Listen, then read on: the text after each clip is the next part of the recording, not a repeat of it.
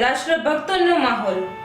તટ સુરક્ષિત તો ભારત સમૃદ્ધના રાષ્ટ્રભક્તિના સંદેશ સાથે ગુજરાતના લખપતથી કોચી સુધીની 6500 કિલોમીટર લાંબી યાત્રા પર નીકળેલા CISFના 130 સાયકલિસ્ટનું અંકલેશ્વર ONGC આંબોલી કેમ્પ ખાતે ઉમળકાભેર સ્વાગત કરાયું।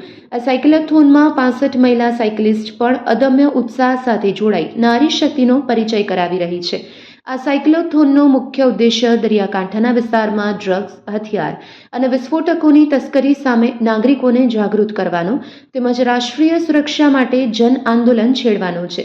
અંકલેશ્વર ખાતે ડેપ્યુટી કમાન્ડન્ટ અને ONGCના અધિકારીની ઉપસ્થિતિમાં આયોજિત કાર્યક્રમમાં સાયકલિસ્ટનું અભિવાદન કરાયું હતું। આ પ્રસંગે વૃક્ષારોપણ અને સાંસ્કૃતિક પ્રસ્તુતિઓ બાદ સાયક્લોથોનને આગળ પ્રસ્થાન માટે રવાના કરવામાં આવી હતી।